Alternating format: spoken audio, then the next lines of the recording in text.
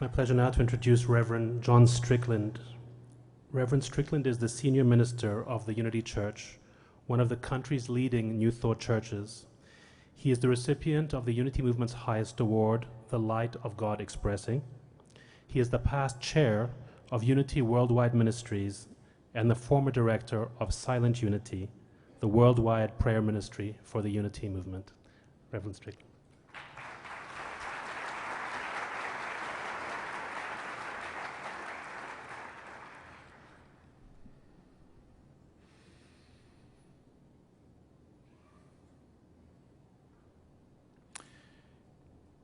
His Holiness, distinguished guests on the platform, fellow practitioners of the art of living, on this auspicious occasion, I'm truly honored to give a brief blessing in the Unity tradition. On behalf of the Worldwide Unity Movement, the congregation of Atlanta Unity Church, my wife Brenda Strickland, who has been a practitioner of meditation for more than 50 years, and myself. And hearing the people who love North Carolina speak, I have to say the happiest moments of my childhood were spent at camp in North Carolina, a short drive from here, in a little Quaker community called Silo. And we were not Quakers, but the family my family who did not have much money, scraped up the dollars to send my brothers and me to that camp.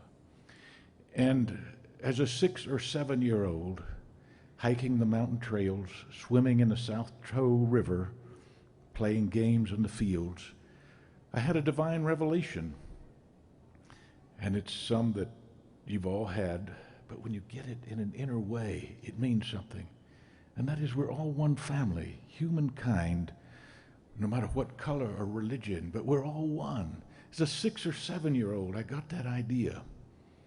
And 10 years later, as an outstanding athlete in my high school, West Point, the U.S. Military Academy, came to me and offered me a position at West Point. And I said, I cannot accept this position because I cannot go to college with the purpose of learning how to kill people. So I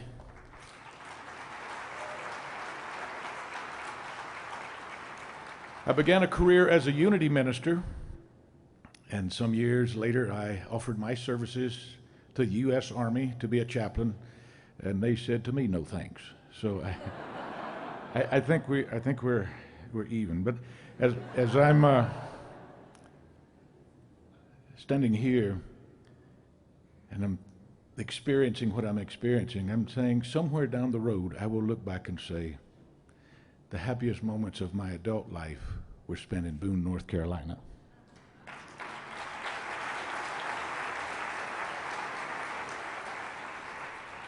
I have been blessed in my years of ministry, and yet, do you ever reach a point in your life, something's missing and you don't even really know what it is that's missing? And then somebody comes along and offers you something. Well, that was Mona Shah Joshi. About 3.5 years ago, said, John, I want to invite you to take the Art of Living course. And I said, well, what's that? She said, well, just come. Just trust me. Just come. You know, there's something about inviting people to belong, to take the course. And some will say no, and some will say yes. And so I started practicing. And after a short time, my wife said, John, there's something different about you. And I said, I think it's the Art of Living. So she took the Art of Living.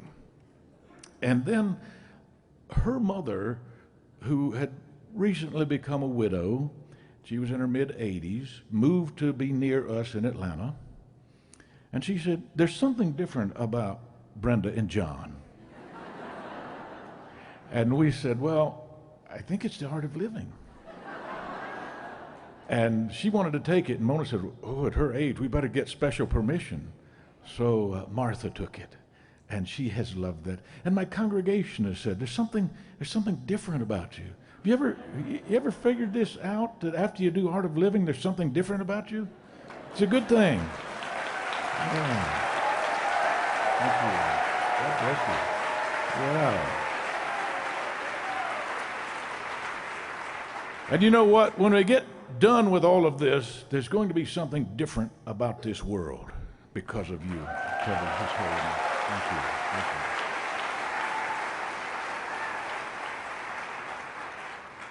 And so I say, I give you the blessings of light, of love, of happiness, of healing, of peace, and endless smiles. May the light of God surround you, the love of God enfold you, the power of God protect you, the presence of God watch over you. May you always know, wherever you are, God is, and all is well. Amen, amen, and amen.